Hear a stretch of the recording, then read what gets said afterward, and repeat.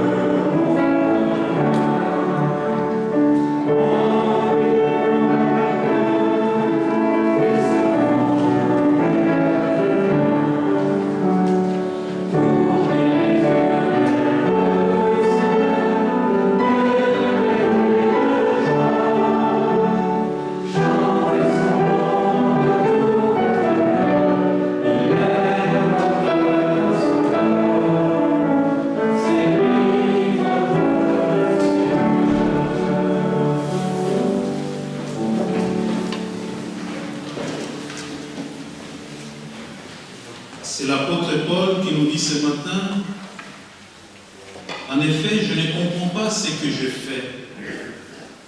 Je ne fais pas ce que je veux, et ce que je déteste, c'est ce que je fais. Et si je fais ce que je ne veux pas, je reconnais par là que la loi est bonne. En réalité, ce n'est plus moi qui le fais, mais c'est le péché qui habite en moi. Car je sais ce que le bien n'habite pas en moi, c'est-à-dire dans ce que je suis par nature. Vouloir le bien et à ma portée, mais non l'accomplir. Peut-être cette parole nous parle ce matin, nous rejoint dans notre réalité de vie, notre réalité existentielle. Je nous invite, j'invite chacun, chacune à prendre quelques instants de silence pour regarder ce qu'il aurait souhaité ne pas faire, mais il l'a fait malgré lui et qui n'était pas bon.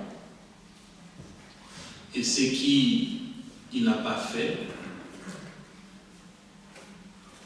pour que devant son Dieu, sans jugement de sa part, qu'il puisse juste se présenter avec lui déposer ce qui peut nous peser sur le cœur et nous empêcher à vivre pleinement ces moments de grâce.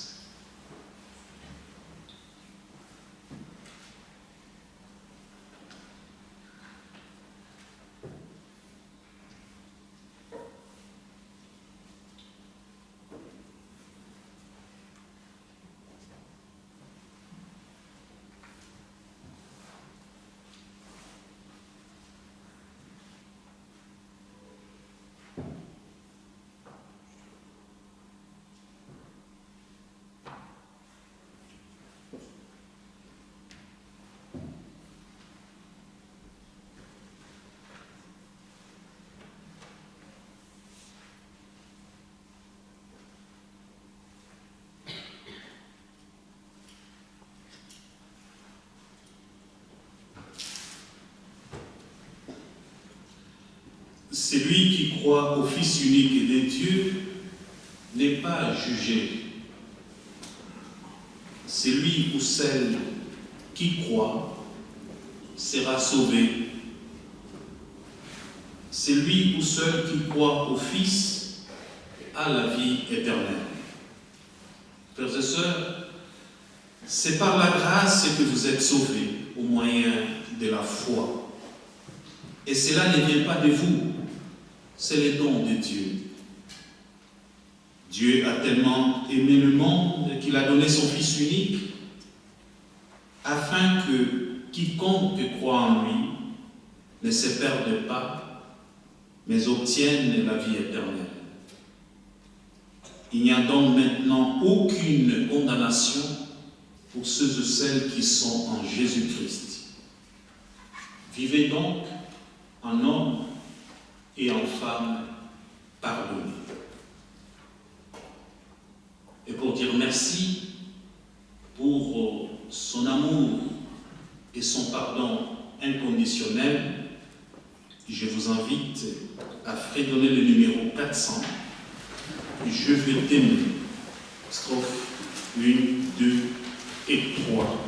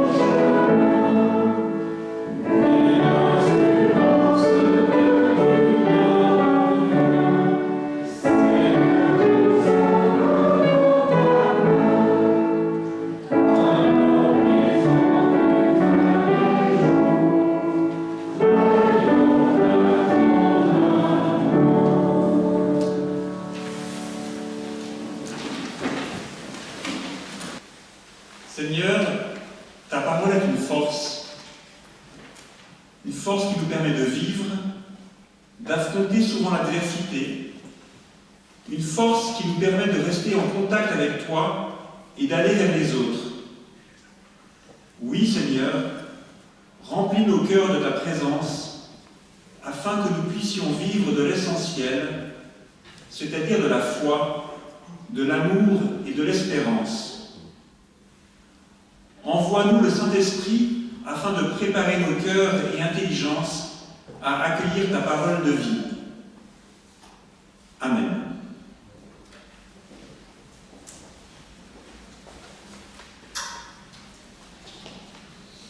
Le premier texte biblique est tiré du deuxième livre des Chroniques, chapitre 36, verset agrégé de 14 à 23. En ces jours-là, tous les chefs des prêtres et du peuple multipliaient les infidélités en imitant toutes les abominations des nations païennes, et ils profanaient la maison que le Seigneur avait consacrée à Jérusalem. Le Seigneur, le Dieu de leur père, leur envoyait des messagers, car il avait pitié de son peuple et de sa demeure. Mais eux tournaient en dérision les envoyés de Dieu, méprisaient ses paroles et se moquaient de ses prophètes. Finalement, il n'y eut plus de remède. Les Babyloniens détruisirent le rempart de Jérusalem. Nabuchodonosor déporta à Babylone ceux qui avaient échappé au massacre. Ils devinrent les esclaves du roi jusqu'au temps de la domination des Perses.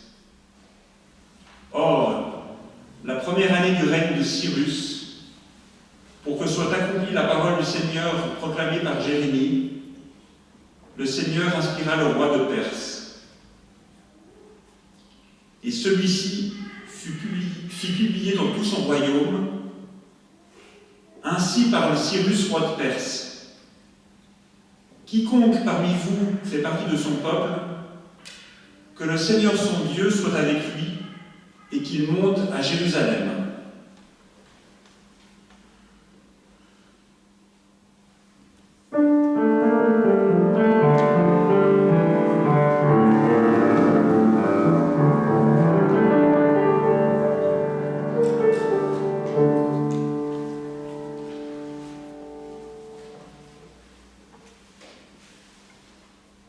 La deuxième lecture de la lettre de Paul apôtre aux Éphésiens, au chapitre 2, versets 4 et 10. Frères, Dieu est riche en miséricorde. À cause du grand amour dont il nous a aimés, nous qui étions des morts par suite de nos fautes, il nous a donné la vie avec le Christ.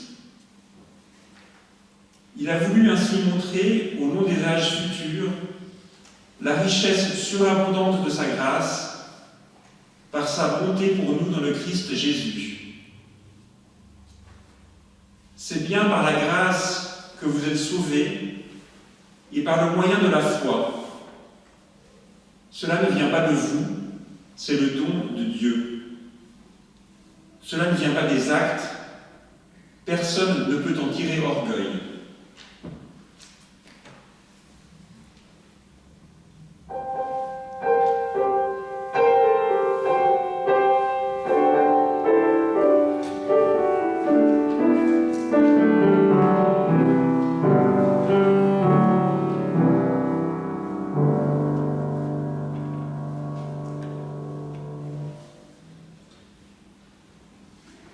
Et enfin, dans l'évangile de Jean, chapitre 3, versets 14-21,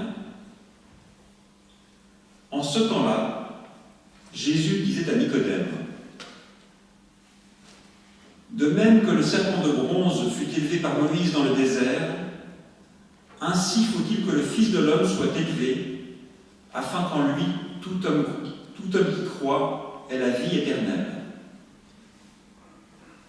Car Dieu a tellement aimé le monde qu'il a donné son Fils unique, afin que quiconque croit en lui ne se perde pas, mais obtienne la vie éternelle.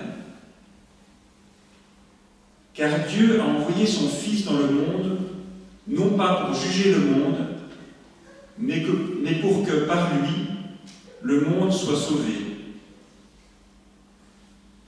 Celui qui croit en lui échappe au jugement, et le jugement, le voici. La lumière est venue dans le monde, et les hommes ont préféré les ténèbres à la lumière, parce que leurs œuvres étaient mauvaises. Celui qui fait le mal déteste la lumière, mais celui qui fait la vérité vient à la lumière.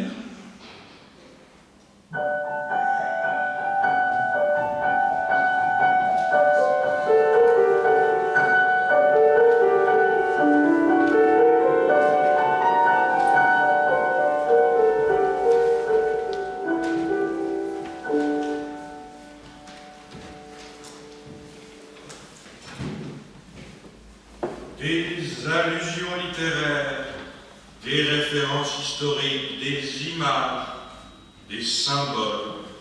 Lire la Bible, admise pourtant par les chrétiens comme parole de Dieu, c'est un sacré défi. Tantôt elle nous semble claire, tantôt c'est le blackout, comme on dit aujourd'hui. En effet, on nous parle d'infidélité, de prophète, de profanation, à la limite même de malédiction. Ensuite, de Babylone, de la maison de Dieu, d'un roi qui s'appelle Cyrus, et au fin de Jérusalem. Allez-y qu'on compte quelque chose en temps de carême.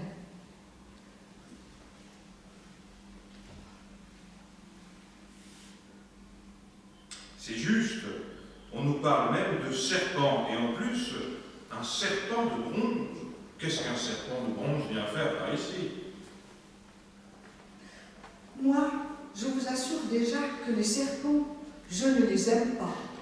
Je préfère le dire tout de suite, qu'ils soient en bronze, en coton, en papier. Je prends mes distances. Je vois ce que tu veux dire. On ne sait jamais à qui on a affaire, surtout quand c'est notre santé qui est menacée. J'allais dire, quand notre vie entière est en danger et qu'on ne peut même plus respirer, on suffoque. Ah, tu veux dire quand on ne peut plus respirer sans masque? Exact, c'est le sujet qui fâche en ce moment. Et pourtant, il faut bien l'assumer, composé avec un tout petit microbe qui sème partout la mort et la désolation. Il y a de quoi se perdre. Pour reprendre les mots de la Bible, même le prophète qui sillonne le pays n'y comprend absolument rien. D'un autre côté, la lettre aux Éphésiens qui nous parle, elle, du pardon de Dieu, nous parle également de la surabondance de la grâce, qui est aussi un don de Dieu. Oui, nous avons bien écouté. L'évangile de Jean dit également que Dieu a tellement aimé le monde qu'il a donné son Fils unique. Tout à fait. Et ce Fils ne vient pas juger le monde, mais au contraire pour le libérer du jugement dernier. C'est quand même encourageant.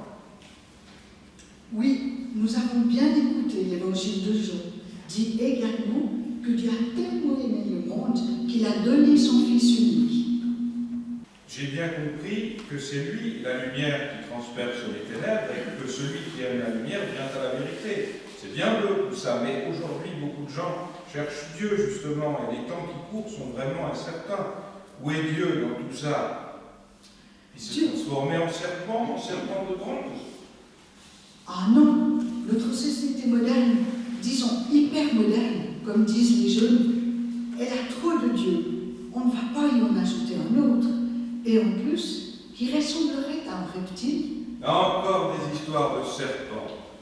On dit que les hommes et les femmes ont un cerveau reptilien. On appelle aussi le cerveau ancestral. Oui, je comprends ces peurs. Et vous, les jeunes, vous ne dites rien? Ces questions de Bible, de prophètes, de Babylone ne vous concernent pas, apparemment. À vrai dire, moi, personnellement, je me pose également des questions. Mais justement, j'attends des réponses. Je pense que c'est pareil pour elle. Penses-tu que je suis plus avancée que toi? Pas du tout. D'ailleurs, un jour, au cours d'un voyage, quelqu'un qui me semblait bien étrange m'a donné ce texte à lire. Je vous le passe.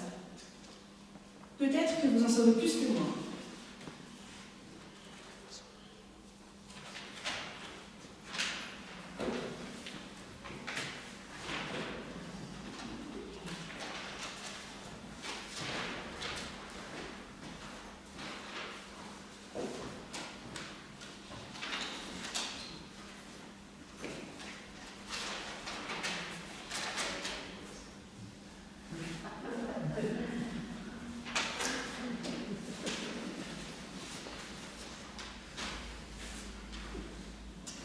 Oui, je pense que cela correspond tout à fait à ce qu'on disait tout à l'heure. Tenez, lisez et faites circuler. Quelqu'un ici nous aidera bien à y comprendre quelque chose.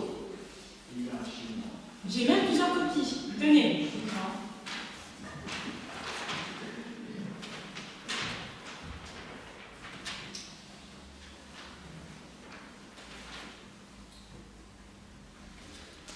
Voyez, le texte s'appuie sur tout un système de signes graphiques bien organisé. J'en déduis qu'il s'agit là d'une langue cohérente. Je suppose que c'est aussi votre cas.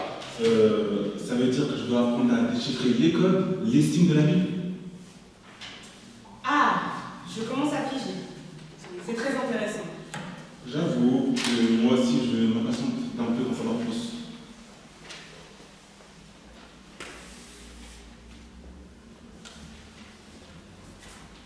La lecture du livre des Chroniques nous a parlé du prophète Jérémie. C'est l'un des prophètes du peuple d'Israël en exil, disons en captivité même. Le prophète est donc lui-même un signe à décoder. Comment comprendre ce qui nous arrive dans ces temps-ci et comment les décrypter? S'il y a des prophètes dans nos églises, pourquoi ils ne sont pas venus pour la pandémie? Ah ça, grande question.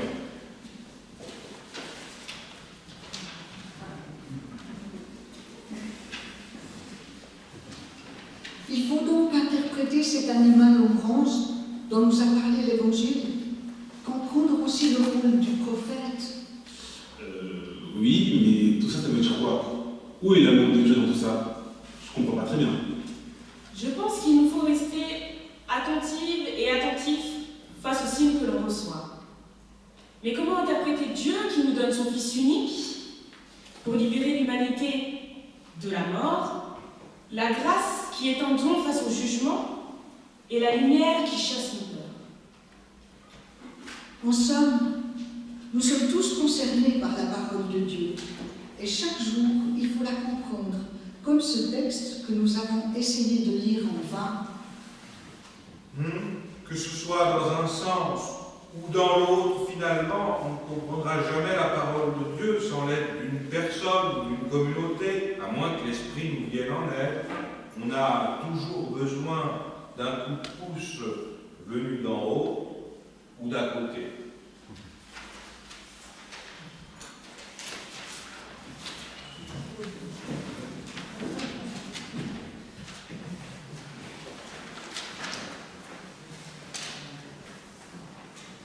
J'ai été interpellé pendant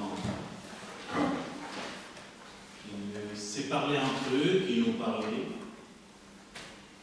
en tant que pasteur, pour ne pas dire en tant que prophète dans le temps. C'est lui qui annonçait le message de Dieu à son peuple. Peut-être ce qui vient d'être dit là nous concerne directement aujourd'hui. Et ces temps de carême, les temps où nous nous préparons à Pâques, à commémorer la mort et la résurrection de ce Fils de Dieu qui nous a été envoyé, qui, par sa mort et sa résurrection, nous puissions avoir la vie et la vie éternelle. Ce moment est propice pour essayer de nous approprier ce que nous venons d'entendre. Dans le premier texte, il est question de l'infidélité du peuple de Dieu, des chefs des prêtres, qui, malgré tout ce que le prophète leur annonçait, leur disait concernant Dieu, n'ont pas pu écouter la parole de Dieu dans leur contexte et la vivre et la mettre en pratique et continuer à faire confiance en Dieu. La conséquence, c'est que l'ennemi va détruire les remparts de la ville de Jérusalem. Toute leur ceinture de sécurité a été détruite et qui va conduire par la suite à la déportation à Babylone, où ce peuple devient esclave. Rappelons-nous que ce même peuple a été en Égypte un esclave. Un peuple choisi de Dieu, qui se retrouve en esclavage. Mais Dieu ne les a point abandonnés. Il les a sortis d'Égypte vers la terre promise. Mais au milieu du désert, face aux difficultés, face aux morsures des serpents qui causent la mort et la désolation, ce peuple n'a eu comme réflexe de regarder en arrière d'où il venait. Ils se sont éloignés de Dieu. Ils se sont fabriqués un veau d'or. Ils se sont fabriqués des dieux. Ils s'éloignent. C'est peut-être un peu ce que nous vivons aujourd'hui. Chacun dans sa vie personnelle,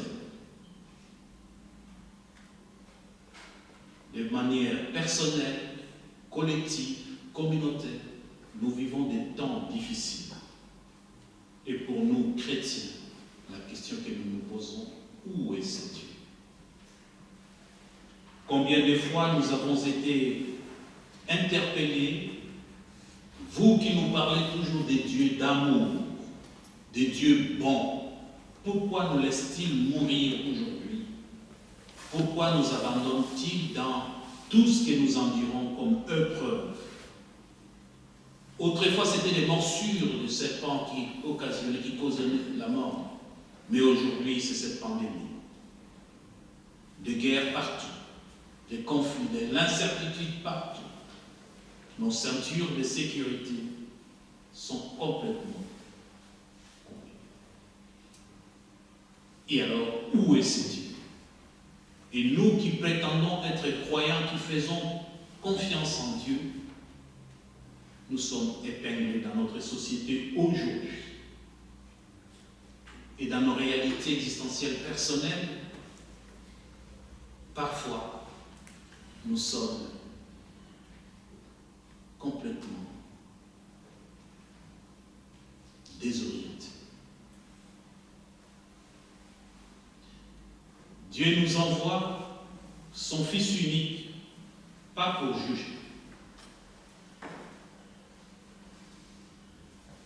C'est la surabondance de l'amour et de la grâce. Laissons-nous entraîner par ce que nous venons d'entendre, que chacun fasse sa propre prédication et se mette en face de son Dieu, en qui il croit, pour trouver les moyens à traverser ces moments difficiles que nous traversons tous. Mais nous sommes invités à croire,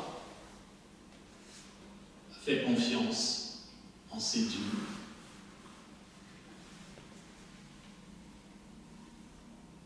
Comme Moïse, quand il y a eu des morsures, il suffisait de regarder le serpent en bronze pour être guéri. Ce n'est pas le serpent en lui-même, c'est le signe, un acte de confiance. Aujourd'hui, en plein désert, ne sommes-nous pas appelés aussi à regarder celui qui a été cloué sur la croix avec les yeux de la foi pour traverser ces moments difficiles dans la confiance et dans l'espérance? Amen.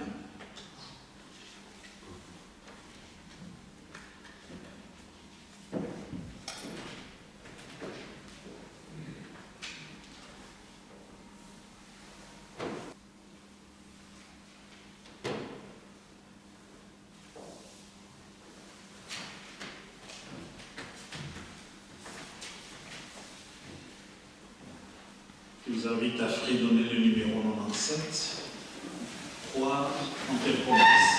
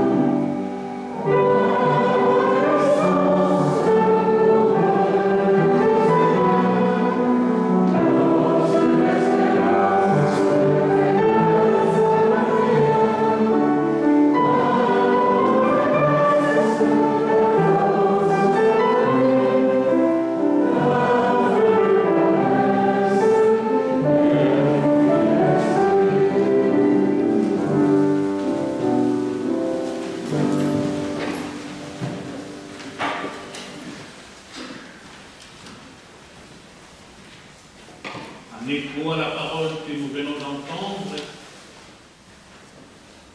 je vous invite à confesser ensemble notre foi. Le texte que je vous propose est celui du numéro 169 du psaume cantique que vous retrouvez dans le feuillet que vous avez reçu, à la 3e page. Je crois en Dieu, Créateur du ciel et de la terre, je crois en Jésus-Christ, son Fils unique, notre Seigneur, qui a été conçu du Saint-Esprit et qui est né de la Vierge Marie. Il a reçu sous Ponce Pilate, il a été crucifié, il est mort, il a été enseveli, il a forcé les séjours de mort.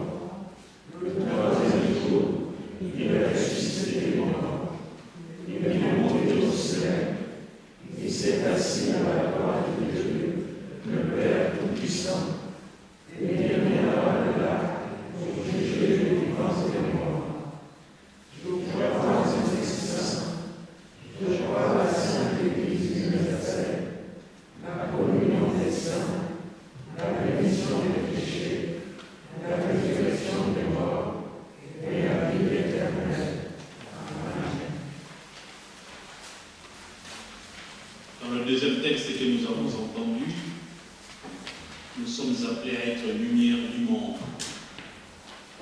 Cela ne veut pas dire que nous sommes appelés à sauver le monde, car il n'y a que Jésus seul qui est le sauveur du monde, mais plutôt à aimer le monde tel qu'il est et tel qu'il nous est donné.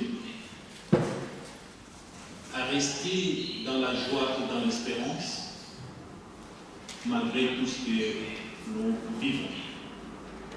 Et en tant que lumière du monde, nous avons la mission aussi de prier les uns pour les autres. Nous allons maintenant prier avec nos frères et sœurs qui sont dans la salle blanche et qui nous suivent en direct, et d'autres qui sont connectés par YouTube, par Zoom, pour vivre ces moments avec nous. Nous allons prier pour nous-mêmes, pour l'Église et pour le monde entier.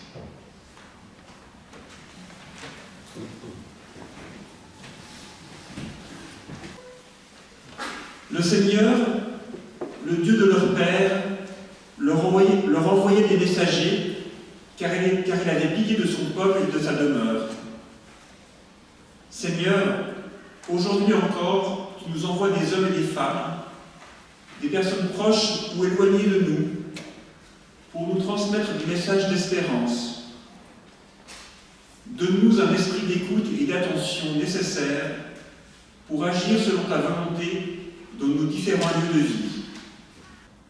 Il a voulu ainsi montrer, au long des âges futurs, la richesse surabondante de sa grâce.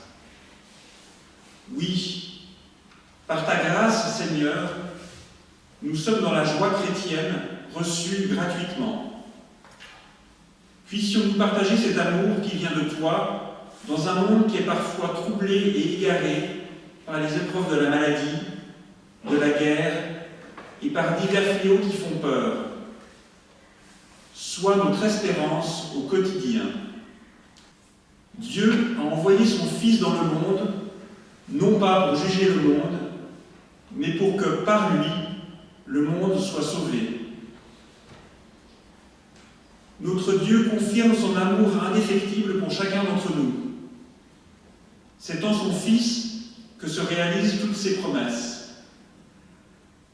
Que la confiance soit également notre réponse face aux ténèbres qui paralysent nos actions et que la lumière du Christ soit pour nous chemin de vie.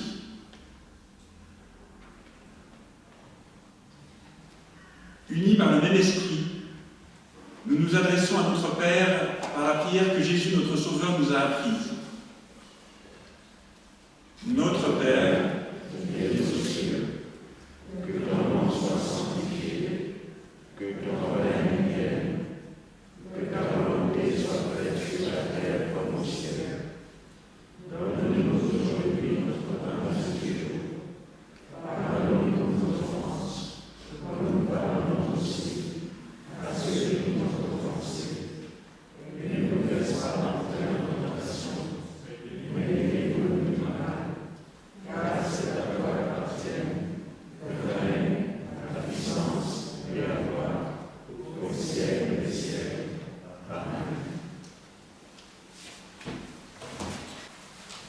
nous cheminons vers la fin de ce culte, de ce moment de temps de prière et de grâce. C'est le moment des annonces. La première annonce, c'est d'abord exprimer cette joie de nous retrouver encore ici et d'être en communion avec ceux qui nous ont suivis par la magie de la technologie, qui ont vécu ces moments avec nous. Si vous avez encore un peu d'énergie et de souffle, je vous invite à redonner le dernier cantique, le numéro 285, nous voulons par nos cantiques. Strophe 1, 2 et 3, avant de recevoir la bénédiction de la parole de Dieu.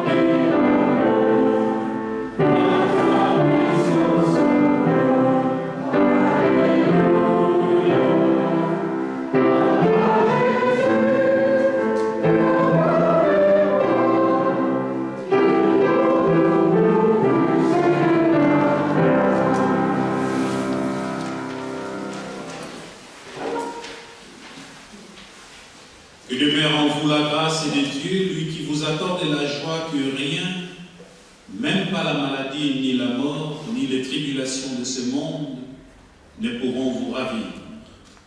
Dieu vous bénit, lui qui est Père, Fils et Saint-Esprit. Amen.